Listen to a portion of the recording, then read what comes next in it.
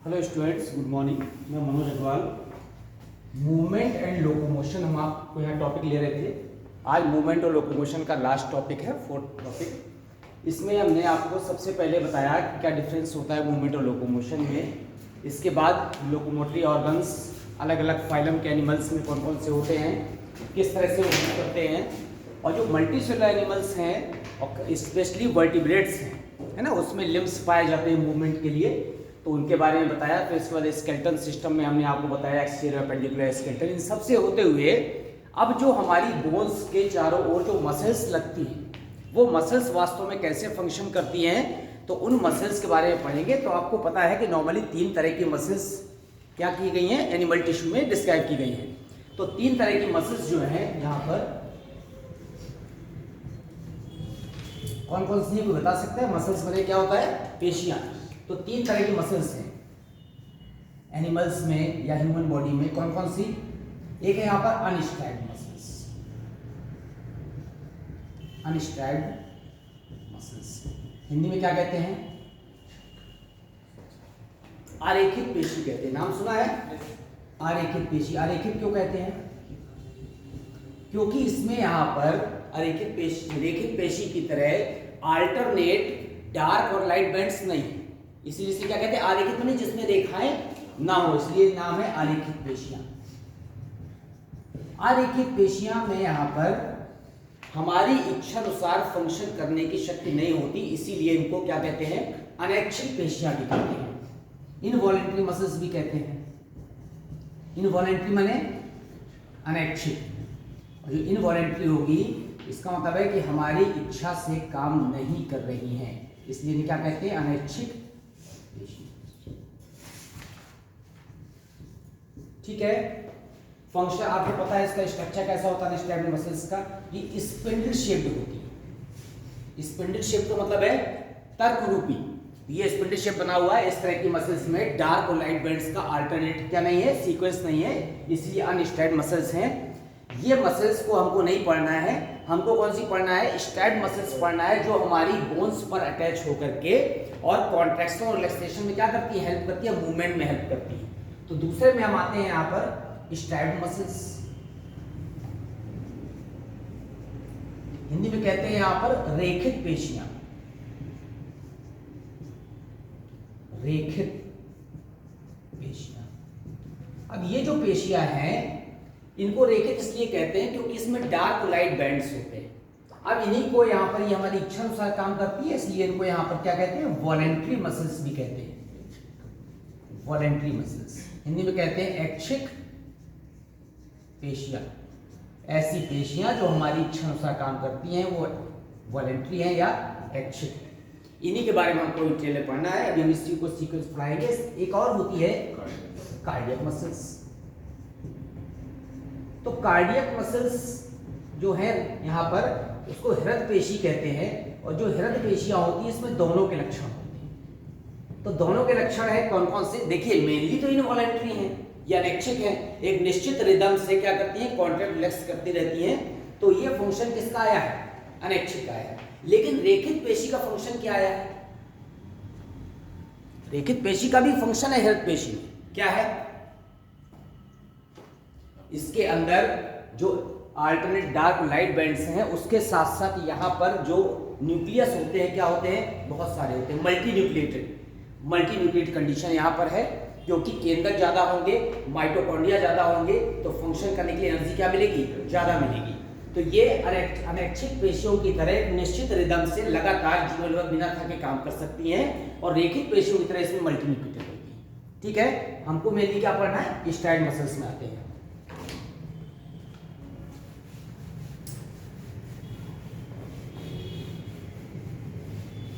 Strapped muscles का function आप सबने देखा है, स्ट्रक्चर देखा है। जो मसल्स होती है, ऐसे लिखा रहता है स्ट्रैप्ड मसल्स,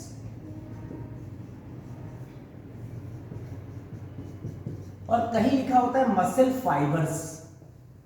क्या लिखा होता है? और कहीं लिखा होता है मायोफाइब्रिल्स। थोड़ा थोड़ा कंफ्यूजन होता है कि मसल्स है कि मसल फाइबर है कि मायोफाइब्रिल है। देखिए, बिल्कुल आप एग्जैक्ट समझ लीजिए कि मसल्स में जो सबसे अपर लेयर होती है that is called the epimysium. AP माने ऊपर, ठीक है।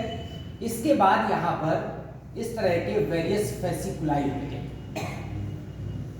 बंडल्स होते हैं जिसके अंदर छोटी छोटी सी मसल फाइबर्स लगे होते हैं। तो ये वाला जो पार्ट है, ये layer, that is called the perimysium. Peri माने मध्य, एपीमाइसियम माने मसल्स को चारों ओर से जो लेयर प्रोटेक्ट किए हुए, that is called the epimysium. Epimysium के अंदर ढेर सारे फेसिकुलाई माने क्या है, बंडल्स हैं। हर बंडल के ऊपर की जो लेयर है that is called the perimysium. और इसके अंदर जो ये बंडल्स है, इसके अंदर छोटे छोटे से अनेक थ्रेड्स हैं, वो भी ग्रुप में है, that is called the endomysium. मैं अभी क्या लेयर की बात कर रहा हूं, एपीमाइसियम ये, perimysium, and this is the endomysium. And inside the endomysium, inside the endomysium, इसके अंदर क्या होगा, this a group of structures called the fasciculi. इन सबको क्या कहते हैं यहाँ पर, fasciculi are present, fasciculi are present. ढेर सारे फेसिकुलाई हैं। अब फेसिकुलाई यहां पर ये जो है that is called the muscle fibres, ठीक है ना। ये जो ग्रुप है these are the muscle fibres containing muscle fibres. पेशी तंतु, पेशी तंतु से मिलती क्या बनी है, मसल्स, पेशियां। अब देखिए जो मसल फाइबर्स है, इस मसल फाइबर्स में there are the various small units called the myofibrils, myofibrils. Fibres से छोटा क्या है, फाइब्रिल्स। जैसे आप पढ़ते हैं एरोटा, एरोटा से छोटी है आर्टरी, फिर आर्टरी से आर्टीरियोल्स, फिर मेटा आर्टीरियोल्स। इस तरह से यहाँ पर मसल्स का छोटी यूनिट फाइबर्स, फाइबर्स से छोटी फाइब्रिल्स। तो अब ये मायोफाइब्रिल्स जो है यहाँ पर, क्योंकि मायो इसलिए नाम रखा गया है कि आपको पता है कि मायोलॉजी किसकी स्टडी को कहते हैं, पेशियों की स्टडी को कहते हैं, मसल्स की। क्योंकि myosin is a type of protein, तो दो तरह की प्रोटीन होती है, एक्टिन और मायोसिन, तो उसी से नाम रख दिया गया मायोसिन। तो मायोसिन नाम इसलिए रखा गया है क्योंकि मायोसिन क्या है, थिक बैंड की प्रोटीन होती है, उसी के नाम पर मायोफाइब्रिल्स रख दिया। तो epimysium, perimysium, endomysium, inside the endomysium the various fasciculi are present and the containing the muscle fibres, and inside the muscle fibres myofibrils are present. तो ऐसे धीमे धीमे स्मॉल स्ट्रक्चर की तरफ बढ़ते हैं लार्ज स्ट्रक्चर से। तो आपको ध्यान रखना है, कंफ्यूज नहीं होना है कि मसल्स लिखा है कि मसल फाइबर्स लिखा है। Muscles are made up of the muscle fibres and muscle fibres are made up of the myofibrils, ठीक है। किसके लिए अभी हम पढ़ रहे हैं, स्केलेटल मसल्स के लिए। इसको एक और नाम है, इसको स्केलेटल मसल्स भी कहते हैं, कंकालीय पेशियां, ठीक है ना। बहुत सारे नाम है, स्ट्रैप्ड मसल्स है, स्केलेटल मसल्स इसी को कहते हैं, इसी को क्या कहते हैं, वॉलेंट्री मसल्स कहते हैं, ऐच्छिक पेशियां। तो वॉलेंट्री है, स्केलेटल है, स्ट्रैप्ड है, सभी एक ही चीज है। कंकाली पेशियां इसलिए कहते हैं क्योंकि हमारे स्केलेटन पर या हमारे बॉडी फ्रेमवर्क पर लगी होती है, और क्या करती है ये, यहाँ पर कॉन्ट्रैक्शन और रिलैक्सेशन का मतलब है कुल मिलाकर के मूवमेंट और लोकोमोशन में हेल्प करती हैं, इसलिए इसको स्केलेटल मसल भी कहते हैं। अब यहाँ पर जो सबसे स्मॉल यूनिट है मायोफाइब्रिल्स, मायोफाइब्रिल्स का अगर हम स्ट्रक्चर देखते हैं,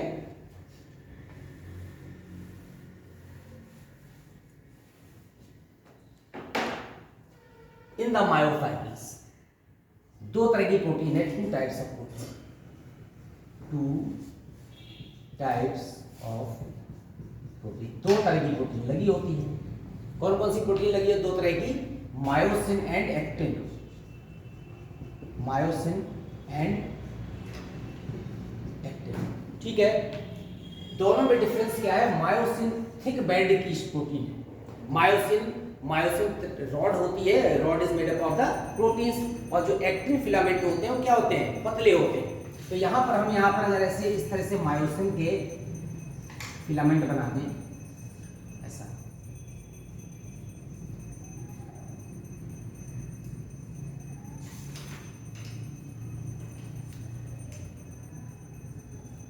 these are the myosin filament, ठीक है। अब जो मायोसिन प्रोटीन है, आपने पढ़ा है कि मायोसिन प्रोटीन 20 से एक ऐसी स्ट्रक्चर से डिफरेंशिएट होती है, डिवाइड नहीं होती, डिफरेंशिएट होती है, that is called the M line. नाम सुना है? एम। आइए, and between the myosin filaments actin protein are present. इसमें एक्टिन प्रोटीन भी बनी हुई है।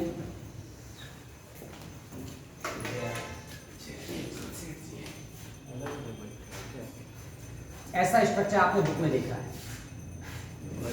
This is the myosin protein and this is the actin filament. Actin, अब एक्टिन फिलामेंट जिस समय हमारी मसल कॉन्ट्रैक्ट नहीं कर रही, eight the time of resting stage, the actin protein is present at the peripheral part of the myosin protein and actin membrane is again differentiated via the line is called the Z line. ठीक है, actin protein का जो filament है वो 20 से जिस part से divide है उसे क्या कहते हैं? जेड लाइन कहते हैं। अब आप यहां पर देखेंगे कि जो हमारी फंक्शनल यूनिट है किसकी? मसल्स की नहीं, किसकी फंक्शनल यूनिट? लोकोमोशन और मूवमेंट की जो क्रियात्मक इकाई है, दैट इज कॉल्ड द, क्या कहते हैं? बताइए। जो क्रियात्मक इकाई है। अच्छा, सार्कोप्लाज्म, सार्कोलेमा नाम सुना है? क्या होते हैं सार्कोप्लाज्म? ये जो मैंने अभी मसल फाइबर्स बनाया था, ये क्या है? एपिमाइसिन। इसके बाद ये इस तरह के ग्रुप्स बने हुए हैं। ये क्या थी लेयर? पेरीमाइसियम। इसके अंदर फेसिकुलाई बने हैं। इसकी लेयर क्या थी? Endomysium. Inside the endomysium muscle fibres are present. और एक मसल फाइबर में जो मेम्ब्रेन होती है मसल फाइबर के अंदर, उस मेम्ब्रेन को क्या कहते हैं? मसल फाइबर्स आर इनरैप्ड बाय या इन्वेलप्ड बाय लिख दीजिए। जिस मेम्ब्रेन से ढके होते हैं उसे क्या कहते हैं? सार्कोलेमा। आपने नाम सुना है प्लाज्मा लेमा। जैसे प्लाज्मा मेम्ब्रेन, लेमा माने झिल्ली, तो उसी तरह से इसे प्लाज्मा मेम्ब्रेन सेल के चारों तरफ है, तो मसल फाइबर्स के चारों क्या है? सार्कोलेमा है। अब सार्कोलेमा का अगर हम यहाँ पर मसल फाइबर्स का स्ट्रक्चर बनाएं तो इस तरह की मसल फाइबर्स बनी होती हैं ऐसी। इसमें वेरियस इस तरह के क्या है? फिलामेंट्स होते हैं। These are called the myofibrils. ठीक है, अब यहाँ पर ये सार्कोलेमा हो गई and the liquid present inside the sarcolemma is called the sarcoplasm. जैसे प्रोटोप्लाज्म होता है ना, उसी तरह प्लाज्मा ने लिक्विड, इसके अंदर जो लिक्विड भरा that is called the sarcoplasm, enveloped by the membrane is called the sarcolemma. Inside the sarcolemma the myosin and actin protein are present, और उसे क्या कहेंगे यहाँ पर? मायोफाइब्रिल्स। ठीक है, अब इसकी जो फंक्शनल यूनिट है यहाँ पर, तो एक्टिन और मायोसिन दोनों प्रोटीन बनी हुई है। तो आप देख रहे हैं यहाँ पर कि ये एक्टिन प्रोटीन का हाफ पार्ट है, हाफ आई बैंड। दो तरह के बैंड होते हैं। एक बैंड होता है कौन सा? ए बैंड, जानते हैं ना? ए बैंड का पूरा नाम जानते हैं क्या होता है? मायोफाइब्रिल्स में दो तरह के बैंड हैं। मायोफाइब्रिल्स में कौन कौन से बैंड हैं? एक है ए बैंड और दूसरा कौन सा है? I band. ए का पूरा नाम क्या है? ए का नाम है एन आइसोट्रोपिक बैंड, और आई का पूरा नाम क्या है? Isotropic band. ये एनाइसोट्रोपिक है और ये क्या है? आइसोट्रोपिक है। जो A band is made up of the myosin protein और I band is made up of the actin protein. Actin protein is the thinner protein than the myosin protein. तो अब जो मायोसिन प्रोटीन है यहां पर ये लगी हुई है, तो इस तरह का जो स्ट्रक्चर है यहां पर, this is the functional unit. तो फंक्शनल यूनिट में क्या क्या आएगा देख रहे हैं आप? पहले आया पूरा ए बैंड, यहां से यहां तक का जो बैंड था उसे क्या कहेंगे? A band. तो ए बैंड पूरा plus half I band plus बीच में आई बैंड होता है, बीच में आई बैंड होता है। एनाइसोट्रोपिक जो है किससे बना होगा? मायोसिन प्रोटीन से। मायोसिन प्रोटीन से आइसोप्रोटीन। दो बैंड है, ए बैंड और आई बैंड। ठीक है, तो इसमें कौन कौन सा होगा, ये आई बैंड हाफ इधर हो गया, हाफ इधर हो गया, प्लस पीछे क्या हो गया, ए बैंड हो गया। इसको मिला क्या कहेंगे, जो एन आइसोट्रॉपिक बैंड होता है वो किससे बना होता है, थिक प्रोटीन से, उसको क्या कहते हैं, मायोसिन। जो आइसोट्रॉपिक बैंड होता है वो किससे बना होता है, एक्टिन प्रोटीन से, वो क्या होते हैं, थिन बैंड होते हैं। तो ये जो प्रोटीन बनी हुई ये थिन है और ये क्या है, ठीक है। तो ये ए बैंड हो गया, प्लस हाफ आई बैंड इधर हो गया, प्लस हाफ आई बैंड इधर हो गया। That is the unit of the myofibril. तो हमारा जो फंक्शनल यूनिट है, क्रियात्मक इकाई है किसकी, मस्कुलर कॉन्ट्रैक्शन और रिलैक्सेशन की, दैट इज दिस यूनिट, ठीक है। अब यहाँ पर जो मायोसिन प्रोटीन है वो किससे मिलकर बनती है, myosin protein is made up of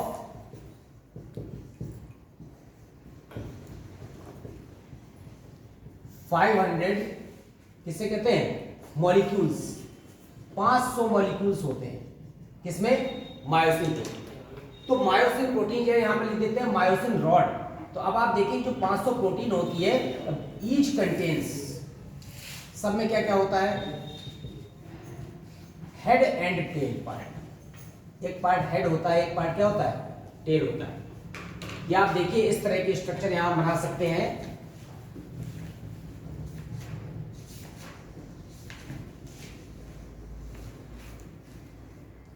this is the tail part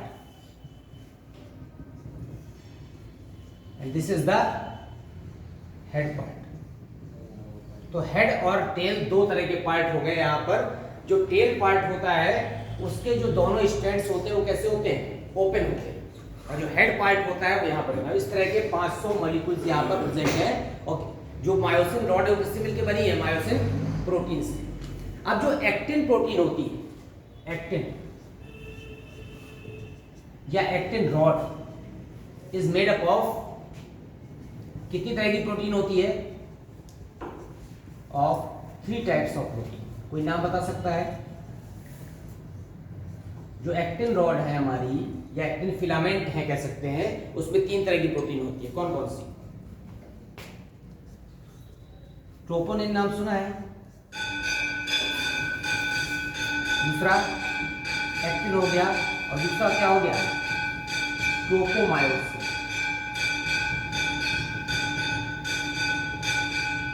actin protein हो गई, ट्रोपोनिन प्रोटीन हो गई और ट्रोपोमायोसिन प्रोटीन हो गई। इससे मिलकर क्या बन रहे हैं, एक्टिन रॉड्स बन रहे हैं।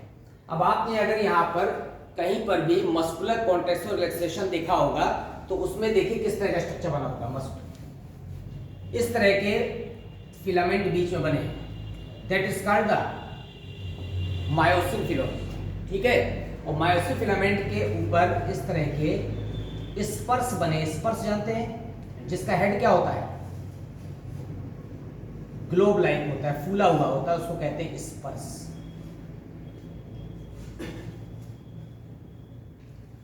क्या होता है, जैसे ही मसल को कॉन्ट्रैक्ट करना होता है at the time of contraction, तो कॉन्ट्रैक्शन के समय जो हमारा एंडोप्लाज्मिक रेटिकुलम है, क्या कहते हैं हिंदी में, अंतर्जालिका, उससे यहां पर एंडोप्लाज्मिक रेटिकुलम से क्या मुक्त होते हैं, कैल्शियम आयन। जैसे ही कैल्शियम आयन मुक्त होंगे एंडोप्लाज्मिक रेटिकुलम से और किस में आ जाएंगे, सार्कोप्लाज्म में आ जाएंगे। तो इसी समय यहां पर एक विशेष प्रकार का एंजाइम सिक्रीट होगा या ओरिजिनेट होगा, that is called the ATP kinase. ATP kinase यहां पर जो एटीपीएज भी उसको कह सकते हैं। तो जैसे ही एटीपीएज एंजाइम मुक्त होगा तो क्या एनर्जी रिलीज होगी। जैसे ही एनर्जी रिलीज होगी तो हमारे जो एक्टिन फिलामेंट के रॉड्स हैं, ये क्या है, एक्टिव फिलामेंट्स। तो एक्टिव फिलामेंट एक्टिव हो जाएंगे और जैसे ही एक्टिव हो जाएंगे एंड कम्स टुवर्ड्स द किसमें, मायोसिन प्रोटीन, मायोसिन प्रोटीन तब आए। अब जैसे ही मायोसिन प्रोटीन की तरफ यहाँ आते हैं तो यहाँ पर ये फिलामेंट यहाँ तक आ जाएंगे दोनों, और बीच का केवल थोड़ा सा पार्ट रह जाएगा।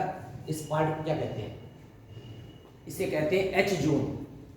ये फिलामेंट पूरी तरह से आसपास आकर मिल नहीं सकते हैं, थोड़ा सा गैप रह जाता है, that is called the H zone, ठीक है, सेंटर तक नहीं आ सकते। तो जैसे ही ये कांटेक्ट करेगी एटीपी की सहायता से तो ये क्या बन जाएगा, एक्टोमायोसिन बॉन्ड बनेंगे।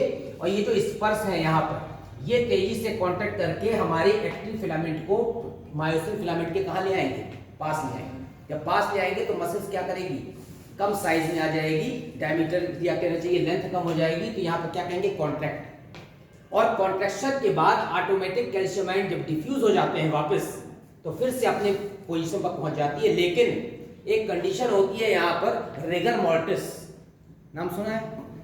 रिगर मोर्टिस क्या है?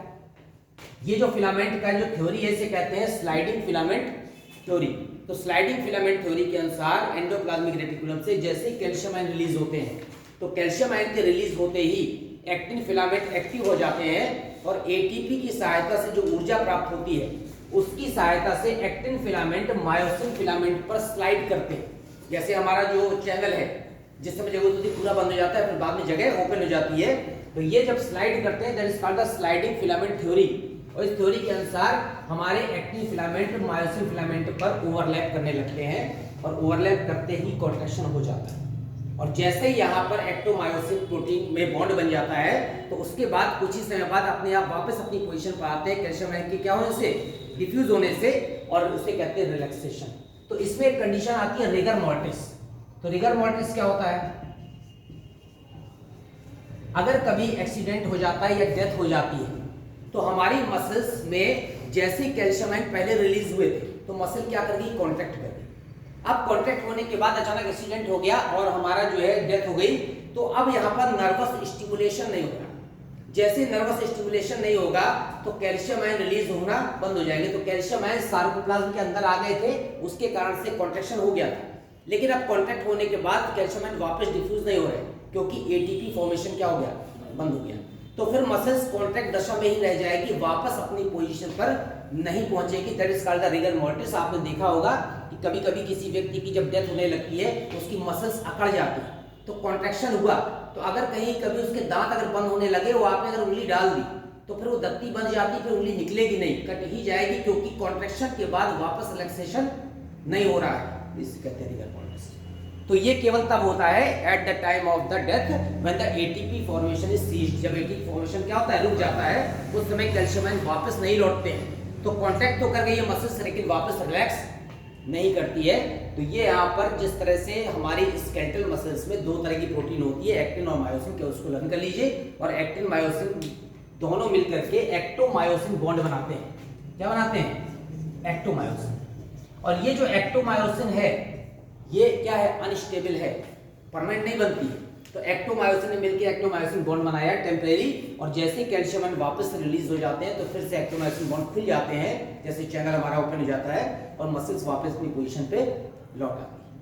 अब इसमें रिगर मोर्टिस पूछते हैं, छोटे छोटे से टॉपिक आते हैं। तो कभी कहते हैं फैटिग। तो फैटिग नाम सुना है, क्या होता है? फैटिग माने थकान होती है। तो फैटिग थकान क्यों हो रही है, क्या डिफाइन करेंगे फैटिग को, किस तरह से? अगर आपको डेफिनेशन लिखना है फैटिग तो क्या लिखेंगे? थकान at the time of heavy exercise. ठीक है, lot of ATP molecules are produced and the lot of the actomyosin bonds are formed. तो लगातार एक्टोमायोसिन बॉन्ड बनते हैं और बॉन्ड्स बनने के समय लगातार ऊर्जा यूज हो रही है उसकी ऑक्सीजन के द्वारा, और तभी क्या हो रही है, एटीपी फॉर्मेशन हो रहा है। कुछ समय पश्चात लगातार मसल्स के काम करने से कॉन्ट्रैक्शन और रिलैक्सेशन की जो दर है वो स्लो हो जाती है। ठीक है, क्यों स्लो हो जाती है? क्योंकि ऑक्सीजन का फुल्ली डिकम्पोजिशन रुक गया, और जब पार्शियल डिकम्पोजिशन होगा तो क्या बनेगा, लैक्टिक एसिड हमारी मसल्स में। और जब लैक्टिक एसिड बनेगा तो उस कंडीशन में हमारी मसल्स काम फुल्ली नहीं कर पाएगी, that is called the fatigue, थकान। तो फिर क्या इसका इलाज है कि आप थोड़ी देर गहरी सांस लेते हैं तो वापस ऑक्सीजन अंदर आती है। जब ऑक्सीजन अंदर आती है तो जो लैक्टिक एसिड बना है that is fully decomposed into the CO2 and H2O, और जो रही सही एनर्जी जो लैक्टिक एसिड में रह गई थी वो वापस फिर से कन्वर्ट हो जाती है एटीपी के फॉर्म में, आपको फिर से क्या मिलने लगती है, ऊर्जा मिलने लगती है। तो अगर लगातार वर्क करते हैं आप, जो थकान आती है इसलिए आती है क्योंकि हमारी मसल्स में लैक्टिक एसिड क्या होता है, कलेक्ट हो जाता है। लैक्टिक एसिड तभी कलेक्ट होगा जब O2 की क्या हो जाएगी, डेफिशिएंसी। तो जितनी ज्यादा मात्रा में O2 अंदर जाएगी उतना ही तेजी से क्या होगा, एरोबिक रेस्पिरेशन। और एरोबिक ब्रेकडाउन में जो हमारा ग्लूकोज है वो टोटली डिकम्पोज होगा CO2 और H2O में अगर यहाँ पर ऑक्सीजन की कमी हो गई तो एनारोबिक रेस्पिरेशन शुरू हो जाएगा। और एनारोबिक रेस्पिरेशन में आपको पता है कि ग्लूकोज का फुल्ली डिकम्पोजिशन ना होकर कैसा होता है, पार्शियल होता है। तो या तो एल्कोहल बनता है और या क्या बनता है, लैक्टिक एसिड बनता है। बहुत तरह तरह के जो एसिड्स बनते हैं वो इसी कारण बनते हैं। कहाँ बनते हैं, मसल्स में, ठीक है ना। कौन सी मसल्स में, स्केलेटल मसल्स में, रेखित पेशी में, क्योंकि यही क्या कर रही है, लगातार कॉन्ट्रैक्ट और रिलैक्सेशन हमारी इच्छा से कर रही है। बाकी जो ऑर्गन है वो हमारी इच्छा से काम नहीं कर रहे हैं, वहां पर अनस्टाइल्ड मसल्स थी, जैसे हमारे स्टमक में, एलिमेंट्री कैनाल में। हम चाहे भी कि पेरिस्टाल्टिक मूवमेंट रुक जाए या फास्ट हो जाए तो वो नहीं हो सकता, ठीक है ना। थोड़ा हार्मोनल चेंज आ सकता है, जैसे मान लीजिए कि आप एकदम क्या हो गए, उसमें आ गए बहुत ज्यादा डिप्रेशन में, तो फिर आपकी वाइटल एक्टिविटी स्लो हो जाएगी, एंजाइम का फॉर्मेशन कम ज्यादा नहीं होगा, फिर किसका होगा, हार्मोन का। हार्मोन जो है हमारी जो एंडोक्राइन ग्लैंड में बन रहे हैं वो यहाँ पर नर्वस कंट्रोल भी है, उसे लिखा रहता है न्यूरो एंडोक्राइनोलॉजी, नाम सुना है। तो केवल एंडोक्राइन सिस्टम काम नहीं कर रहा, उससे काम कर रहा है न्यूरो एंडोक्राइनोलॉजी ब्रांच है, माने नर्वस से रिलेटेड है, न्यूरॉन से, और एंडोक्राइन माने हार्मोनल सिस्टम से। जो हमारी जितनी भी एंडोक्राइन ग्लैंड से अंतःस्रावी ग्रंथियां, उन सब का कंट्रोलिंग सेंटर कहाँ है। हाँ, आपने देखा पिट्यूटरी ग्लैंड में भी लिखा रहता है। तो हमारा न्यूरो एंडोक्राइनोलॉजी का मतलब है जो हमारी एंडोक्राइन ग्लैंड्स हैं वो कहीं ना कहीं नर्वस कंट्रोल्ड हैं। तो नर्वस सिस्टम से डायरेक्टली अटैच नहीं है, लेकिन नर्वस सिस्टम से जो यहाँ पर मैसेज जाता है उसके कारण से एंडोक्राइन ग्लैंड का सिक्रीशन कम या ज़्यादा हो जाता है। कभी कभी आप केवल बैठे हुए हैं, कुछ काम नहीं कर रहे हैं, अचानक आपको माइंड में डिप्रेशन आ जाता है या एक्साइटमेंट आ जाता है, तो हार्मोन का रिलीज या जो है या हाइपोसिक्रीशन या हाइपर सिक्रीशन होने लगता है, और उसके कारण से हमारी बॉडी की मेटाबॉलिक एक्टिविटी क्या हो जाती है, चेंज हो जाती है। जैसे डायबिटीज़ है, डायबिटीज़ का जो है बहुत बड़ा इफेक्ट क्या है यहाँ पर, मेंटल प्रेशर। तो डायबिटीज़ मेंटल प्रेशर से भी हो सकती है, जबकि आप बहुत ज़्यादा जो है आपका इंसुलिन बन रहा है, ठीक है। लेकिन अगर मेंटल डिप्रेशन में आप हैं, लगातार मानसिक तनाव में हैं, तो न्यूरस जो नर्वस कंट्रोल है वो हमारी पैंक्रियाटिक ग्लैंड को क्या करेगा, प्रभावित करेगा। उसके कारण से जो डायबिटीज़ है क्यों हो जाएगी, क्योंकि इंसुलिन हार्मोन का फॉर्मेशन क्या हो जाएगा, कम हो जाएगा। तो इंसुलिन हार्मोन का फॉर्मेशन कम होते ही आपको डायबिटीज़ की प्रॉब्लम हो जाएगी, क्योंकि ग्लूकोज लेवल कहाँ बढ़ जाएगा, ब्लड में। तो डॉक्टर क्या कहता है कि जिसको डायबिटीज़ है उसको थोड़ा सा टेंशन नहीं लेना चाहिए। तो आप केवल फिजिकल वर्क ही नहीं कर रहे हैं, आप बैठे बैठे जो हमारा मेंटल स्टिमुलेशन हो रहा है उसके कारण से पूरी बॉडी की मैकेनिज्म क्या हो रही है, प्रभावित हो रही है। तो यहाँ पर न्यूरो एंडोक्राइनोलॉजी में स्टडी करते हैं। तो स्केलेटल सिस्टम में छोटे छोटे से टॉपिक है, कहीं फैटिग है, इसके अलावा जो है कुछ ऑटो इम्यून डिसीज है, ठीक है। एक होता है मस्कुलर डिस्ट्रॉफी, नाम सुना है, क्या होता है बताइए। मस्कुलर डिस्ट्रॉफी क्यों होती है,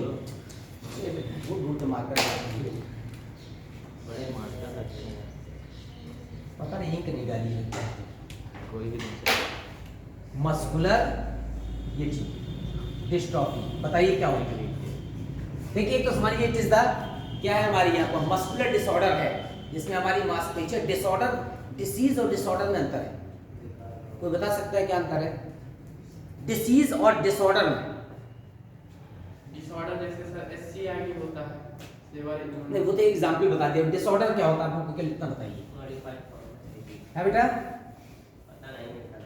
देखिए जब भी आप कभी इंटरव्यू में जाते हैं या कभी वाइवा देते हैं, चाहे इंटर का दें चाहे किसी का भी दें, तो उसमें कभी भी ऐसी चीज नहीं पूछते हैं कि आपको ढूंढ के पूछिए कि अच्छा बताओ कि रिक्शिया में जो राइजोइड्स होते हैं उसमें कितने पार्ट, ऐसा कुछ नहीं, बहुत सिंपल चीज पूछता है। जैसे मान लो पूछेगा कि व्हाट इज डिसऑर्डर।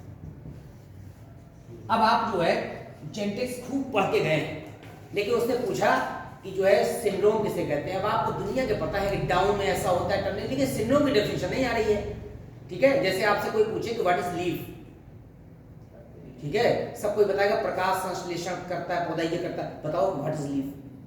पत्ती को केवल एक सेंटेंस से बताना है, what is leaf. Part of tree में तो बहुत चीज आ जाएंगी, स्टेम है, रूट है, सब आ जाएगा, बार्क है, सब आ जाएगा। आप बताओ व्हाट इज लीफ। हमने फंक्शन नहीं पूछा, फंक्शन सबको पता है, फोटोसिंथेसिस है, what is leaf. Functional unit functional unit कह सकते हैं किसकी, ट्री की। नहीं नहीं भैया फंक्शन यूनिट नहीं कह सकते, फिर तो आप फोटोसिंथेसिस में अंदर चले जाएंगे, तो वो ग्रेनम में फिर क्वांटासोम बहुत अंदर चले जाएंगे। बहुत सिंपल डेफिनेशन है, बताओ आप बताओ।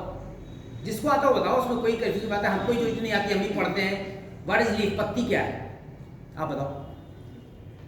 देखिए leaf is the lateral outgrowth of the plant, ठीक है, and main photosynthetic part of the plant. क्या है? Leaf is the lateral outgrowth, माने पार्श्व बाह्य वृद्धि है, पौधे की पार्श्व बाह्य वृद्धि जो मुख्य रूप से प्रकाश संश्लेषण करती है, इकाई नहीं, मुख्य रूप से प्रकाश करती है, दैट इज द लीफ। अच्छा, व्हाट इज स्टेम? तना क्या है? अब मान लो ऐसे पूछेगा तो कहेगा कि यार ये तो क्लास सेकंड थर्ड में है और तुम तो इंटर में आ गए हो, बीएससी में आ गए हो, तुम बताओ जो है जड़ तना पत्ती नहीं जानते हो, और बाकी अंदर की चीजें खूब पूछ रहे कि वेस्टिबुलोमंडल ऐसे होते ही होते, उतना डीपली क्यों जाए? बिल्कुल सिंपल बाहरी चीज बताइए। ये भी लेटरल ग्रोथ है, लेटरल ग्रोथ नहीं है स्टेम। नहीं तो केवल थोड़ा सा और भी आगे डिफाइन करो ना, केवल कह दो स्ट्रेट ग्रोथ या लेटरल ग्रोथ, ये नहीं। The part of the plant which क्या करेगा? अरे स्टेम करता क्या है? Which bears the leaf, leaf को धारण करता है, and carries water and minerals, या कैरी द या क्या करेगा? The which bears the leaf and used for the transportation. Transportation में दोनों आ जाता है, जाइलम ऊपर ले जाएगा और फ्लोएम फूड को लाएगा। अगर केवल लिख देंगे carries the water and minerals तो फिर फ्लोएम वाला पार्ट छूट जाएगा। अच्छा, what is root?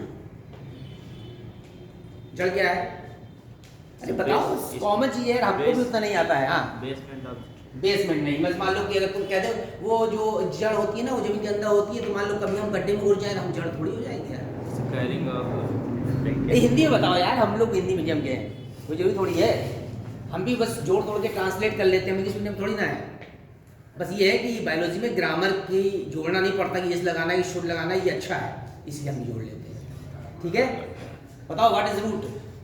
The part of the plant which fixes the, ठीक है, या the part of the plant which absorbs water minerals and fixes the plant into ground, जमीन में पकड़ करके पौधे को खड़ा रखती है रूट, और वाटर मिनरल क्या करती है? एब्जॉर्ब करती है ग्राउंड से, रूट हो गई।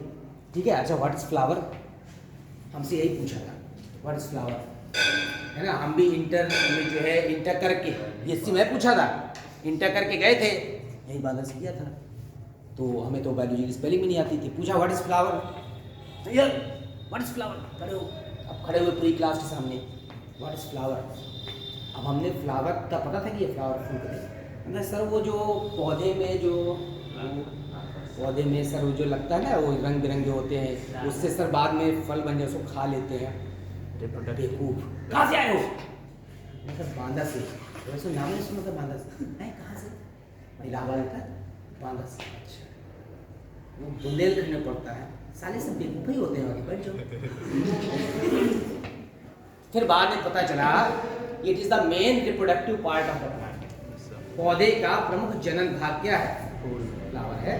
ठीक है, फिर फ्लावर में पार्ट्स है, तो हम बाद में सब बताएं। जैसे मान लो पूछा व्हाट इज फ्लावर, बताने लगे सर उसमें क्या होता है ना, बाह्य दल होता है, तो बहुत डांटते हैं। उसने कहा इंटरव्यू में कि आपसे जो पूछा है कल वो बताना है, एक लाइन है ना, आपको कहा ही नहीं। जैसे आपसे पूछे व्हाट इज फ्रूट, सर वो जो लाल होता है ना, वो जो खाते हैं ना, वो जो छिलका हटा देते हैं, वो मीठा होता है, उसमें विटामिन होते हैं। अरे वो यार उसमें ये थोड़ी पूछा है कंपोजिशन। अच्छा बताओ व्हाट इज फ्रूट क्या है, आप बताओ। Fruit is the ripened ovary, परिपक्व अंडाशय को क्या कहते हैं? फल। ठीक है ना, तो बस आपको इसी तरह की डेफिनेशन याद करनी है। आपको ये देखना है कि हम कैसे शॉर्ट में उस चीज को एग्जैक्ट एक्सप्लेन कर देते हैं, और जो चीज नहीं आती है तो उसको संकोच नहीं करो। जैसे नहीं आ रही है ना, तो हमको भी कभी नहीं आती है, तो आप बुक में देखो उसको क्या है। ऐसा नहीं कि कुछ भी लफाजी लपेट के चले जाओ, क्योंकि ये सब आर्ट्स ग्रुप में हो सकता है, साइंस ग्रुप में नहीं हो सकता। ना आप कंपटीशन में हो सकता है, ना इंटरव्यू में हो सकता है, ना वाइवा में, कहीं नहीं हो सकता। अगर आप एग्जैक्ट बताएंगे तो ठीक है, आप ऊट पटांग बताएंगे तो आपके नंबर कम हो जाएंगे। आपको कोई चीज़ नहीं आ रही, आप तुरंत कहो कि सॉरी ये नहीं आ रहा। ठीक है, आप जो टॉपिक पढ़ के जाइए, आप हमसे इस टॉपिक पर। मैं एक इंटरव्यू में गया था, उसने मुझसे 4-5 क्वेश्चन पूछे, मुझसे भी जो है 3-4 बने, एक तो नहीं बने। उसके बाद जो है उसने तुरंत कहा आप बताओ क्या पढ़ के आए। इसमें आपको एक चीज़ ध्यान रखना, अगर उसने कहा क्या पढ़ के आए हो, तो फिर आप चाहे कोई एक लेसन का नाम बताओ, लेकिन आपको वो बहुत अच्छी तरह पता हो, क्योंकि आपने उसको लिमिट कर दिया एक लेसन में, और फिर उसने पूछा हमको वो भी नहीं आ रहा, तो फिर वो भगा दिया, है ना, या फिर तुमको बहुत कम नंबर देगा। तो या तो आप उसको टॉपिक ना बताइए, आप मेरे सर आप पूछ लीजिए, मैं ट्राई करूंगा, और आपने टॉपिक बताया है तो आप हमेशा अपने कोर्स का 1 या 2 लेसन या कोई यूनिट पर्टिकुलर तैयार करें, ठीक है ना। आप हमसे इससे पूछिए। तो उन्होंने कहा कि आप बताइए कौन सा टॉपिक पढ़ के आए हैं। तो टॉपिक अगर आप जेनेटिक्स कह दोगे ना तो बहुत ब्रॉड होती है और बहुत कंफ्यूजिंग होती है ना, उसमें फास्ट देगा आपको। तो आपने मान लो कोई लेसन तैयार किया रिस्पायरेशन, आपको इससे पूछिए, एक्सक्रीशन से पूछिए, या फिर आपको पूरी फिजियोलॉजी तैयार है तो आपको एनिमल फिजियोलॉजी पूछिए। बॉटनी की तुलना में जूलॉजी थोड़ी इजी होती है। मैं भी बॉटनी से समझती हूँ, लेकिन जूलॉजी इजी होती है, मुझे भी लगता है। क्यों? क्योंकि बॉटनी में जो साइंटिस्ट ने अलग अलग क्लासिफिकेशन किया ना प्लांट्स का, बहुत टिपिकल किया, वो जल्दी समझ में नहीं आता। वो सब इंग्लिश मीडियम में ही है, और वो भी इंग्लिश नहीं है, वो ग्रीक वर्ड, लैटिन वर्ड, पता नहीं कहाँ के वर्ड लिए जो एनिमल की नाम है। चूंकि हम लोग भी एनिमल हैं तो हमारी जो मैकेनिज्म है हमको काफ़ी कुछ पता है, इसीलिए जूलॉजी पार्ट थोड़ा इजी होता है बॉटनी की तुलना में। तो आप उसको ज़्यादातर कोशिश करिए कि आप कहिए कि एनिमल फिजियोलॉजी से पूछिए। तो एनिमल फिजियोलॉजी का नाम लेते ही या तो वो डाइजेशन से पूछेगा, या रिस्पायरेशन से, या सर्कुलेशन से, इसी तरह के 3-4 टॉपिक में आएगा। आपको और ज़्यादा कंसंट्रेट करना है, उससे कहो कि आप एक्सक्रीशन पूछिए। तो फिर एक्सक्रीशन में जब आप आ जाएंगे तो कौन से क्वेश्चन बनेंगे, एक्सक्रीटरी ऑर्गन्स क्या होता है, एक्सक्रीशन किसे कहते हैं, कौन कौन से ऑर्गन्स होते हैं एक्सक्रीशन में, ठीक है ना। जैसे मान लीजिए अर्थवॉर्म में एक्सक्रीशन के लिए कौन सा ऑर्गन है, बताओ कौन सा है? नेफ्रिडिया है, ठीक है ना। इसके अलावा और आर्थ्रोपोडा में और भी हैं, कॉक्सल ग्लैंड है, मैग्नीगेट ट्यूबुल्स है ना, बहुत तरह के, उसमें आपको ध्यान रखना है। तो मैं आपको बताने का मतलब ये है, जैसे हम मस्कुलर डिस्ट्रॉफी पढ़ा रहे हैं, तो डिसऑर्डर और डिसीज में अंतर क्या है?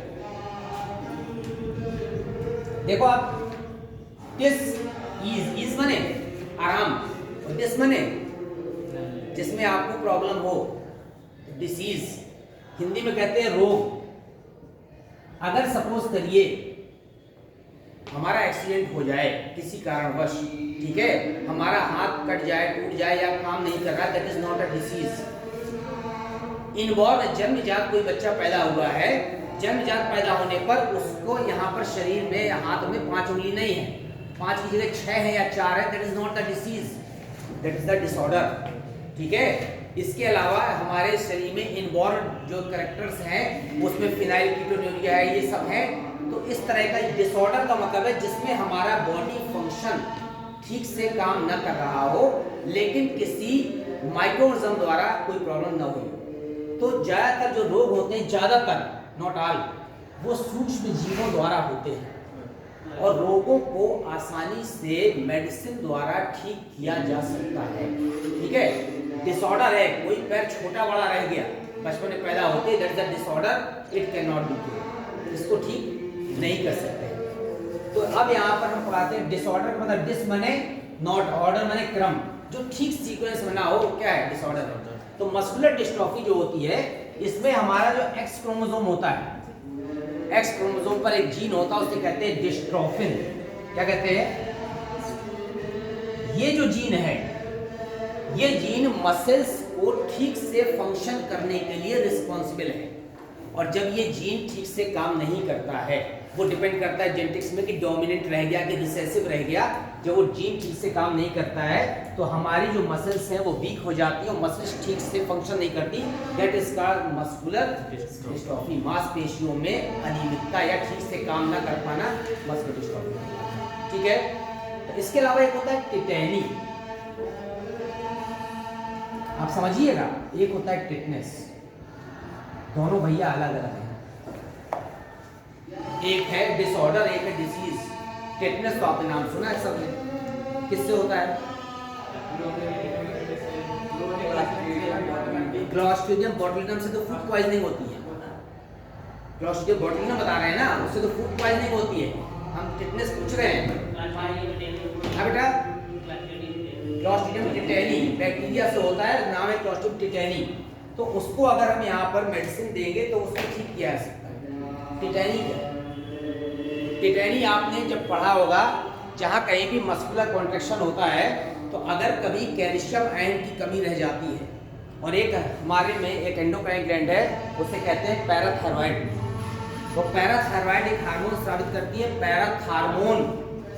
पैराथायरॉइड के लो सीक्रेशन से कैल्शियम आयन की ब्लड में कमी हो जाती है, उससे जब कमी हो जाएगी तो उसे कहते हैं हाइपोकैल्सीमिया। हाइपो मने कम, हाइपर मने ज्यादा। उसके कारण से हमारी मसल्स जिस समय कॉन्ट्रैक्ट करती हैं, कॉन्ट्रैक्ट के बाद वापस रिलैक्सेशन नहीं हो पाता, ठीक है। ये टेम्परेरी स्टेज है और रिगर मॉर्टिस परमानेंट स्टेज है। तो इसमें यहाँ पर जब वापस कॉन्ट्रैक्शन रिलैक्सेशन नहीं हो जाता तो मांसपेशियां अकड़ जाती है। खास तौर से नेक में ऐसा होता है, ग्रीवा में। तो जब अकड़ जाती है तो उससे कहते हैं टिटैनी। इसी एक और नाम है, जैसे टिटनेस में कहते हैं लॉकजा। तो टिटैनी में हमारी मसल्स किसी भी जगह की क्या हो जाएगी, कॉन्ट्रैक्ट हो जाएगी, अकड़ जाएगी टेम्परेरी। लेकिन उसको फिर से क्या किया जा सकता है, ठीक किया जा सकता है कैल्शियम आयन की जो है डोज देकर या अन्य साधनों से या फिजियोथेरेपी से। That is the disorder not the disease. और टिटनेस क्या है, क्लोस्ट्रीडियम टिटैनी नामक बैक्टीरिया के संक्रमण से होता है और उसमें हमको एंटीबायोटिक या वैक्सीनेशन की आवश्यकता पड़ती है।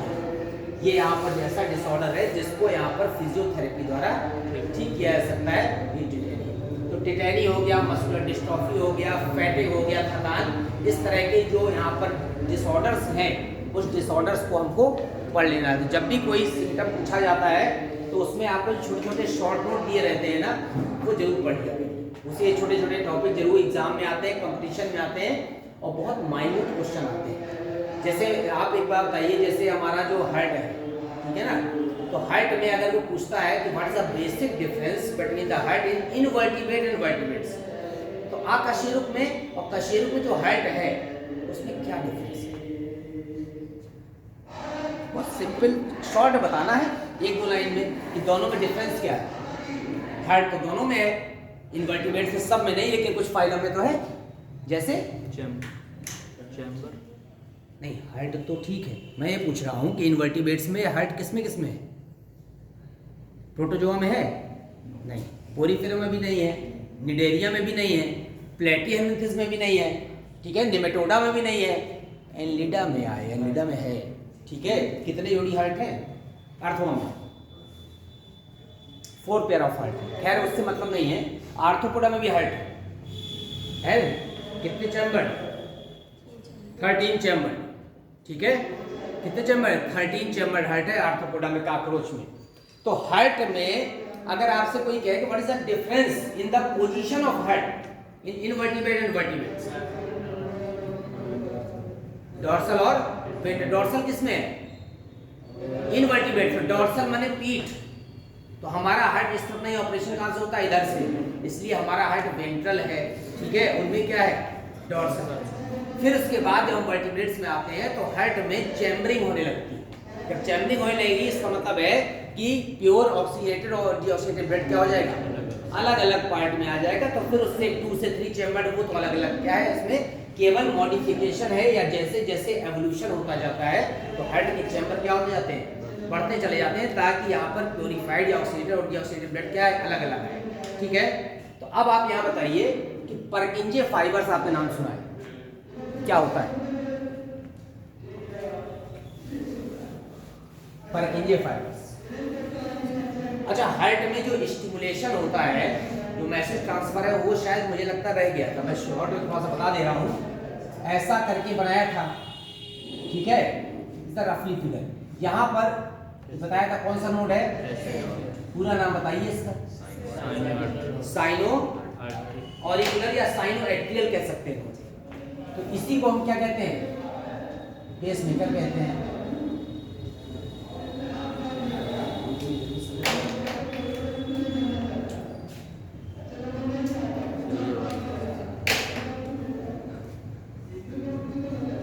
साइनो एट्रियल नोड, यहां से इंपल्स क्या होती है, रिलीज होती है। जैसे इंपल्स रिलीज होगी इन ऑल द डायरेक्शन, इसलिए इसको पेस मेकर कहते हैं। निश्चित रिदम से क्या करता है, ये स्टिमुलेट करता है। यहां से जो इंपल्स आ रही है कहां पर आई, ये AV node, auriculo ventricular node. इस एबी नोड पर आकर के इंपल्स रुक गई, ठीक है। यहां से स्टिमुलेशन किसको मिल गया, एबी नोड को। पूरे हार्ट को कॉन्ट्रैक्शन और रिलैक्सेशन के लिए जो मैसेज ट्रांसफर हो रहा है वो इस तरह से हो रहा है। एवी नोड से मैसेज जो ट्रांसफर हुआ, तो ये कौन सा चैम्बर, सॉरी ये पार्टीशन क्या कहते हैं, ये जो बना है कौन सा सेप्टम है ये दो आलिंद को आपस में पृथक कर रहा है। तो आलिंद को पृथक करने वाला सेप्टम क्या कहलाता है? इंटर ऑरिकुलर सेप्टम, हिंदी में कहते हैं आंतर आलिंदीय पट, इंटर ऑरिकुलर सेप्टम। यहां से होता हुआ ये इंपल्स नीचे आई वाया द, ये जो थ्रेड नीचे आ रहा है इसको क्या कहते हैं बताइए? इसे कहते हैं बंडल ऑफ हिस। एक फाइबर्स होते हैं, that is the bundle of his. इसके बाद ये थ्रेड जो है दो पार्ट में डिफरेंशिएट कर गया, डिवाइड कर गया, इधर राइट पार्ट है उधर लेफ्ट पार्ट है, और ये फाइबर्स यहां से होते हुए नीचे आए। अब इनका नाम क्या है? क्या कहते हैं? नहीं, अभी परकिंजे नहीं कहते, अभी कहते हैं left and right bundle of, left and right bundle branches. Bundle branches तो बाबू जो है सवेरे से एक डालते हैं सिर्फ किनारे वाले left and right bundle branches. अब ये वाले फाइबर्स यहां से ऊपर की तरफ उठेंगे, अब इससे थ्रेड्स निकलेंगे, ठीक है ना? ये जो थ्रेड्स निकलेंगे that is called the परकिंजे fibres. तो आप देख रहे हैं पूरे ऑरिकल को समेटते हुए और पूरे वेंट्रिकल को समेटते हुए पूरे में मैसेज ट्रांसमिशन हो रहा है via the contraction of the SA node या पेसमेकर। इसे कहते हैं हृदय में सूचना प्रसारण, ठीक है ना? हार्ट में किस तरह से मैसेज ट्रांसफर हो रहा है, तो इसे दूसरे शब्दों में लिखा होगा शिरा निलयी तंत्र के घटक, ठीक है ना? तो शिरा निलयी तंत्र के घटक का मतलब है किस तरह से हार्ट के अलग अलग चैम्बर में मैसेज स्टिमुलेशन का जा रहा है और उसी तरह से वो क्या करते हैं, कॉन्ट्रैक्ट और रिलैक्स करते हैं। तो हमारे हृदय के चारों चैम्बर जो है क्या करते हैं, कॉन्ट्रैक्ट भी करते हैं, मतलब सिस्टोल भी करते हैं और क्या करते हैं, डायस्टोल भी करते हैं। तो अगर हमको यहाँ पर ब्लड प्रेशर चेक करना है और दूसरी दशा है पल्स चेक करना है, तो दोनों को किस पोजीशन पर, किस पॉइंट पर चेक कर सकते हैं आसानी से? बीपी नापने के लिए और पल्स चेक करने के लिए बॉडी में किस पॉइंट पर ब्लड वेसल्स का उपयोग करते हैं, किस जगह की? अपर आर्म में कौन सी होती है? ब्रेकियल, इसे कहते हैं ब्रेकियल आर्टरी, ठीक है?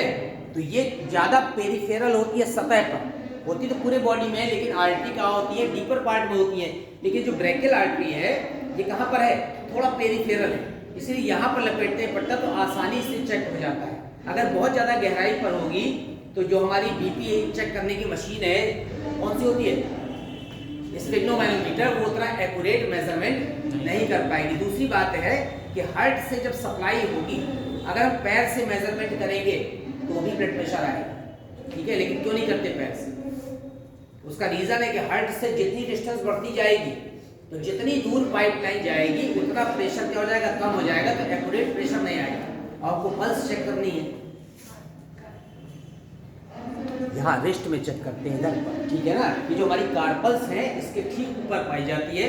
तो जो पल्स प्रेशर होता है और ब्लड प्रेशर होता है, दोनों में अंतर है। पल्स प्रेशर किसे कहते हैं, the difference between the systolic and diastolic pressure. तो पल्स प्रेशर नॉर्मली 40 आता है, 40 एमजी। तो आपको ध्यान रखना है कि जो पल्स रेट चेक करना है वो कार्पल्स कलाई पर कर सकते हैं यहाँ पर, और इसी के जो कार्पल्स पर आसानी से चेक करने का कारण भी यही है कि ये पार्ट पर पेरिफेरल क्या होती है, आर्टरी, और जहाँ पर डीपर पार्ट में होती है वहाँ आसानी से हम चेक नहीं कर सकते हैं प्रेशर। तो यहाँ पर ये जो शिरा निलयी तंत्र के घटक हैं इसको परकिंजे नामक साइंटिस्ट ने खोजा था, इसीलिए नाम पड़ा है परकिंजे फाइबर। और परकिंजे कहीं और भी हमारे नाम नहीं सुना है, परकिंजे बायोलॉजी में बहुत इंपॉर्टेंट साइंटिस्ट है, बताइए। हाँ, सबसे पहला जो बायोलॉजी में जो ओरिजिन आती है तो सबसे इंपॉर्टेंट पार्ट हमारा कि यहाँ पर क्या है, हम लिविंग है, तो लिविंग के लिए क्या यूज करते हैं? अगर कहते हैं जीवित और सजीव निर्जीव में, तो अगर कहते हैं तो सजीव में क्या उपस्थित है, प्रोटोप्लाज्म। प्रोटोप्लाज्म शब्द किससे बना है, प्रोटोस से और प्लाज्मा से। तो प्लाज्मा में क्या होता है, लिक्विड होता है। तो वही पर नाम किसने सबसे पहले खोजा, परकिंजे ने नाम पढ़ दिया था प्रोटोप्लाज्म का। खोजा किसने था, डुज़ार्डिन ने। वर्णन किसने किया था, नहीं किया था, वर्णन किया था ह्यूगो वॉन मॉल ने। ठीक है, प्रोटोप्लाज्म खोजा किसने, डुज़ार्डिन ने, उसने नाम दिया था सारकोड। उसके बाद उसका वर्णन किसने किया, ह्यूगो वॉन मॉल ने पादप कोशिका में। फिर नामकरण किसने किया, परकिंजे ने। ठीक है, और जीवन का भौतिक आधार किसने कहा, हक्सले ने। 4 क्वेश्चन बनते हैं इससे, प्रोटोप्लाज्म से। ठीक है, फिर प्रोटोप्लाज्म के बाद हम जब साइटोलॉजी में आ जाते हैं, तो साइटोलॉजी में सेल मेम्ब्रेन है। तो सेल मेम्ब्रेन का स्ट्रक्चर में ज़्यादातर नाम पूछते हैं, फ्लूइड मोज़ेक मॉडल किसने दिया था, बताइए किसने दिया था, सिंगर निकोलसन ने दिया था तरल मोज़ेक मॉडल। और सबसे पहले खोजी किसने थी प्लाज्मा मेम्ब्रेन, रॉबिन्सन ने। फिर किसने दिया तरल mosaic model, fluid mosaic model, singer और निकोलसन ने। किसका बना होता है तरल मोज़ेक मॉडल में सेल मेम्ब्रेन, लिपोप्रोटीन। हमारी सेल वॉल का कंपोजिशन क्या है, कोशिका भित्ति का, हमारी का मतलब प्लांट की। पौधों में जो सेल वॉल होती है उसका कंपोजिशन सेलुलोज के अलावा और भी चीजें हैं। क्या क्या है, सेलुलोज है, हेमीसेलुलोज है, और क्या है, अरे पेक्टिन है और लिग्निन है। लिग्निन, सुब्रिन, पेक्टिन, हेमीसेलुलोज और सेलुलोज। सबसे ज्यादा सेलुलोज होता है, इसीलिए नाम कहते हैं सेलुलोज की सेल वॉल होती है। लेकिन लिग्निन भी होती है, पेक्टिन भी होती है, ठीक, सुब्रिन भी होता है। लिग्निन क्या करता है, हार्डनेस देता है। ठीक है, सुब्रिन क्या करता है, उसमें वैक्स होती है, इसीलिए क्या करता है, वो रिफ्लेक्शन करता है एक्स्ट्रा सनलाइट को। ठीक है, और इसके अलावा क्यूटिन होती है। क्यूटिन नाम सुना है, क्यूटिकल में पाई जाती है। तो क्यूटिकल में पाई जाएगी, क्यूटिकल माने उपचर्म। उपचर्म का काम क्या है, नींद आ रही क्या, अच्छा, मुझे मैरिज में गई थी क्या रात में, अच्छा, हाँ बताओ बेटा। क्यूटिकल में पाई जाती, क्यूटिन काम क्या है, अच्छा, क्यूटिकल का क्या काम है, उपचर्म का है, क्या बात कर रहे हो यार, उपचर्म। Cuticle is not a layer. पहली बात तो समझ लीजिए, क्यूटिकल जो है सेलुलर लेयर नहीं है, सबसे बाहर की सेलुलर लेयर है एपिडर्मिस। एपिडर्मिस पर क्यूटिकल केवल एक, जैसे हम मोबाइल पर लेमिनेशन पॉलीथीन चढ़ा देते हैं ना, उस तरह का एक नॉन सेलुलर प्रोटेक्टिव आवरण है जो एक्स्ट्रा सनलाइट को क्या कर देता है, रिफ्लेक्ट कर देता है, तो वाष्पोत्सर्जन को कम कर देता है एक्स्ट्रा सनलाइट। ठीक है, जैसे आप अपनी किताबों में क्या करें, कवर चढ़ा लेते हैं प्रोटेक्शन के लिए, सिर्फ वो है। तो लिग्निन का कार्य हार्डनेस हो गया, सुब्रिन का कार्य क्या है, वैक्सी कोटिंग। मोम की पत्ता आपने देखा है, कमल के पत्ते में पानी की बूंद आती है तो लुढ़कती चली जाती है, हमारे हाथ में गिरी तो फैल जाएगी, क्योंकि वहां पर क्या है, वैक्सी कोटिंग है, उसी कार्य से हो जाता है। ठीक है, अभी हम जो आपको हार्ट बता रहे थे, तो आपको हार्ट में यहाँ पर इंस्ट्रूमेंट पढ़ लेना है, हार्ट के साउंड पढ़ लेना है, कौन कौन से होते हैं, हार्ट के वॉल्व्स पढ़ लेने हैं, कहाँ पर बाइकस्पिड होता है, कहाँ ट्राइकस्पिड, कहाँ सेमिल्यूनर वॉल्व्स होता है, और किसके बंद होने और खुलने से क्या होती है, साउंड क्रिएट होती है। हार्ट की में जो यहाँ स्टिमुलेशन होता है वो ऐसे नोट से शुरू होता है, मायोजेनिक होता है। ठीक है, इसके अलावा जो हार्ट है हमारा वो वेंट्रल पोजीशन पर है, जबकि इन्वर्टिब्रेट्स में कहाँ है, डॉर्सल पोजीशन पर है। हार्ट का जो शेप होता है वो ट्रायंगुलर पिरामिडल होता है।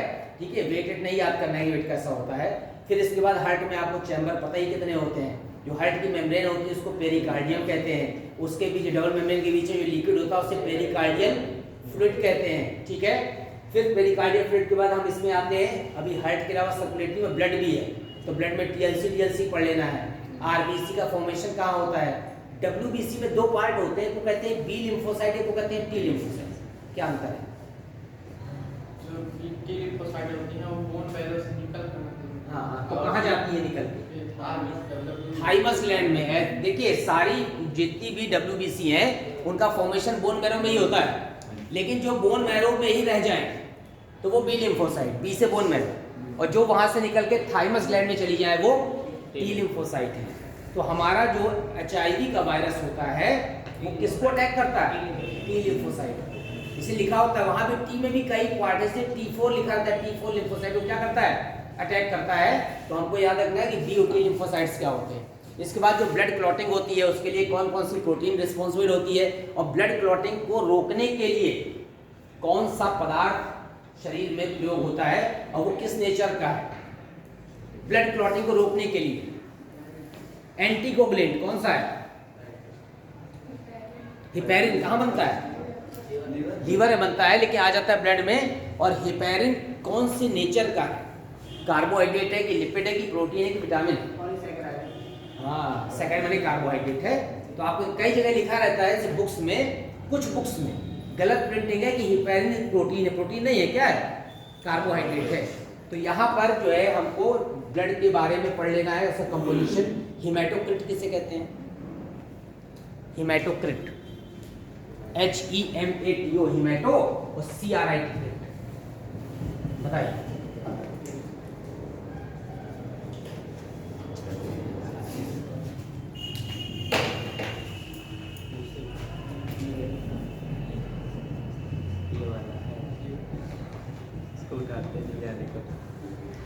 इंक डालते नहीं है ना, किनारे वाला है ये चल जाएगा। चलो हाँ बताओ भैया, हिमेटोक्रिट किसे कहते हैं?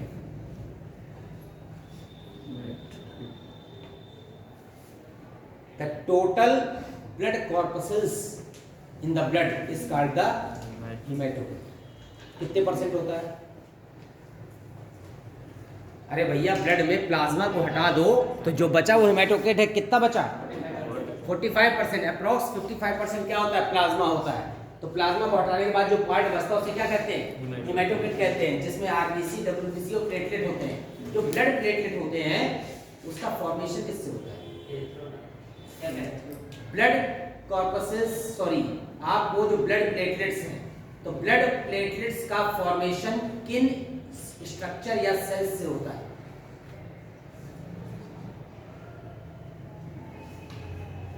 बुक में पहली लाइन में लिखा रहता है ये मेगा कैरियोसाइट्स के टूटे हुए खंड हैं। मेगा माने बड़े, कैरियो माने न्यूक्लियस। मेगा कैरियोसाइट्स के टूटे हुए खंड हैं जो केवल किसमें पाए जाते हैं? मैमल्स। केवल स्तनधारी में क्या पाया जाता है? ब्लड प्लेटलेट्स पाई जाती हैं, ठीक है ना, बाकी में नहीं पाई जाती है। और जो यहाँ पर लाइफ स्पॉन है उसका, वो भी वेरी करता है। और जो हमारा ब्लड कॉर्पसेल्स हैं उसमें जो पार्ट है ब्लड प्लेटलेट्स, उसकी संख्या कितनी होती है पर मिलीमीटर क्यूब? क्या किलोमीटर? लाख, 2 से 4 लाख पर मिलीमीटर क्यूब होती है, ठीक है। ब्लड क्लॉटिंग क्यों करता है? ब्लड क्लॉटिंग क्यों करता है? बॉडी से बाहर आते ही तो चोट लगती है, तो क्लॉट क्यों होता है? बताइए किस कारण से क्लॉटिंग होने लगती है? By the inactivation of the कौन सी? Plasma protein. कौन सी इनएक्टिवेट हो जाती है? फाइब्रिनोजन और प्रोथ्राम्बिन, ठीक है ना। जब तक वो अंदर रहती है तो क्या करेगी? यहाँ पर ब्लड क्लॉटिंग को नहीं करती, क्योंकि एंटीकोगुलेंट उपस्थित होता है। जैसे ही ब्लड बाहर आता है तो एंटीकोगुलेंट हिपैरिन निष्क्रिय हो जाता है, और कौन सक्रिय हो जाती है? Clotting protein. उसके कारण से जो हमारा फाइब्रिनोजन है, ठीक है ना, वो लास्ट में किससे बदलता है? फाइब्रिन में। फाइबर माने धागे। तो पहले प्रोथ्राम्बिन बदलता है थ्रोम्बिन में। तो जब भी क्लॉट होता है तो किसमें, उसे हमने बताया था क्लॉट को क्या कहते हैं? थ्रोम्बस। तो प्रोथ्राम्बिन प्रोटीन पहले इनएक्टिव फॉर्म में रहती है, ठीक है ना, तो वो प्रोथ्राम्बिन कन्वर्ट होती है थ्रोम्बिन में। प्रो माने पहले भी होता है, प्रो माने इनएक्टिव भी होता है। जैसे हमारी बॉडी में जो HCl है, हाइड्रोक्लोरिक आमाशय में सीक्रेट होता है, वहां पर कौन सा एंजाइम होता है? आमाशय। आमाशय में प्रोटीन पाचक एंजाइम कौन सा होता है? पेप्सिन। किस फॉर्म में रहता है? पेप्सिनोजन के फॉर्म में रहता है। Pepsinogen is the inactive form, ताकि जब तक फूड ना पहुंचे तब तक वो कुछ डाइजेस्ट ना करे। नहीं तो पता चला हमारी इंटेस्टाइन की, सॉरी, स्टमक की वॉल को ही क्या कर दे? खत्म कर दे, डाइजेस्ट कर दे। इसीलिए इनएक्टिव फॉर्म में रहता है। और जैसे ही फूड पहुंचता है, बोलस पहुंचता है उसमें, तब pepsinogen is converted into the pepsin with the help of the HCl, तब वो सक्रिय होकर काम करने लगता है। इसी तरह से यहाँ पर भी इनएक्टिव फॉर्म में रहते हैं। और एक्टिव फॉर्म, जैसे यहाँ पर इतने सारे स्विच लगे हैं, हमें सारे स्विच की एक साथ जरूरत नहीं है ना। जिसकी जरूरत होती है वो वाला पार्ट खोल लेते हैं, तो लाइट का या फैन का। उसी तरह से बॉडी में बहुत सारे तरह के मॉलिक्यूल्स हैं। All the molecules are not active at the same time. एक यहाँ पर फिनोमेना है, उसे कहते हैं यहाँ पर कि one gene one enzyme theory, ठीक है ना, बीडल टॉटम ने दी थी। उसमें एक फिनोमेना है कि जो switch off and switch on theory. तो स्विच ऑफ और स्विच ऑन थ्योरी ये कहती है कि बॉडी में बहुत सारे जीन हैं। हमारे क्रोमोसोम कितने 23 पेयर, उस क्रोमोसोम में जीन बहुत सारे हैं, but all the genes are not active at the same time. जैसे हमारे घर में इतने सारे बटन स्विच लगे, सारे एक साथ यूज नहीं होते, मोस्टली नहीं होते हैं। उसी तरह से बॉडी के सारे जीन एक साथ एक्टिव नहीं होते। जैसे जैसे रिक्वायरमेंट जिसकी होती जाती है वो जीन एक्टिव होकर के अपना फॉर्म प्ले करता है। और जीन किस रूप में काम करते हैं? जीन क्या बनाएगा? एंजाइम, और एंजाइम क्या करेगा? फॉर्मेशन करेगा।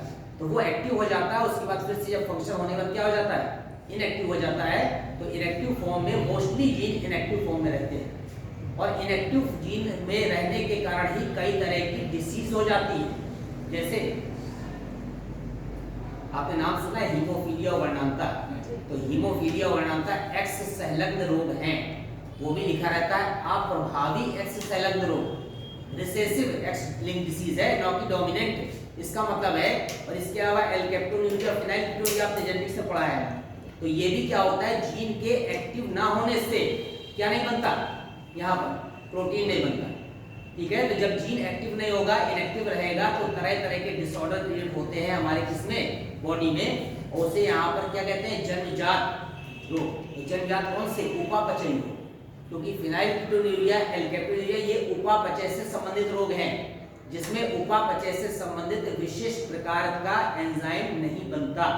ठीक है, जब एंजाइम नहीं बनेगा तो क्या नहीं करेगा? वो यहाँ पर आगे रोल पार्टिसिपेट नहीं करेगा, प्ले नहीं करेगा, तो प्रोटीन का फॉर्मेशन क्या हो जाएगा? डिले हो जाएगा। इसी तरह के तरह के क्या हो जाते हैं? उपापचयी रोग हो जाते हैं। तो रोगों का जो कैटेगरी है वो अलग अलग तरह की है, कि वो मेटाबॉलिक डिसीज है या फिर क्या है, यहाँ पर ट्रांसमिसिबल डिसीज है, संक्रामक रोग है। अच्छा, हमारा जो कैंसर है, ठीक है, वो कौन सा रोग है? संक्रामक है कि असंक्रामक?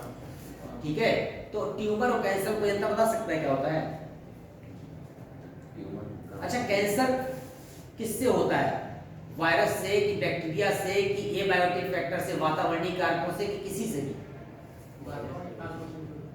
हाँ, वातावरणीय कारकों से भी होता है। ये जो है वायरस से भी हो सकता है, उसे ऑन्को वायरस कहते हैं। इसके अलावा वातावरणीय कारकों में जो हार्मफुल रेज हैं, अल्फा बीटा गामा, उससे भी एज वेल एज म्यूटेशन से हो सकता है। हमारे अगर गामा रेज पड़ जाती है तो बॉडी में जीन म्यूटेट कर सकता है, उससे भी हो सकता है। तो ट्यूमर और कैंसर में क्या डिफरेंस है? कई जगह पढ़ते हैं ट्यूमर हो गया है, तो कुछ लोग कहते हैं कैंसर हो गया है। तो ट्यूमर और कैंसर को हम कैसे डिफरेंशिएट करेंगे? जब ट्यूमर फट जाता है तब cancer. Tumour is the primary stage of cancer. जब भी कहीं कैंसर होना होता है, या तो सेल एब्नॉर्मली डिवाइड करती हैं, तो पहले जो उभार बन जाता है that is called the tumour, और फिर उसी के बाद का पार्ट क्या है? कैंसर हो जाता है। तो ट्यूमर भी आपने पढ़ा है कि बिनाइन ट्यूमर, मैलिग्नेंट होता है। मैलिग्नेंट माने जो एक स्थान से स्प्रेड करके कई जगह तक पहुंच जाए, वो मैलिग्नेंट है। ठीक है ना? उसी से बाद में क्या कहते हैं? कैंसर। तो ट्यूमर और cancer just like the synonym, लेकिन यहाँ पर प्राइमरी स्टेज को ट्यूमर कहते हैं, और लास्ट स्टेज या उसकी जब एक्सपेंड कर जाती है स्टेज को क्या कहते हैं? कैंसर। तो अभी मैंने आपको इस बार जो है लगभग 24-25 क्वेश्चन बायो के दिए हैं। ठीक है, तो 50% वैसे भी नीट बायोलॉजी आती है, तो सर्कुलेटरी सिस्टम रिलेटेड है और सभी बहुत इजी हैं क्वेश्चन। इसके बाद का नेक्स्ट टॉपिक जो मिलेगा वो आगे देखेंगे।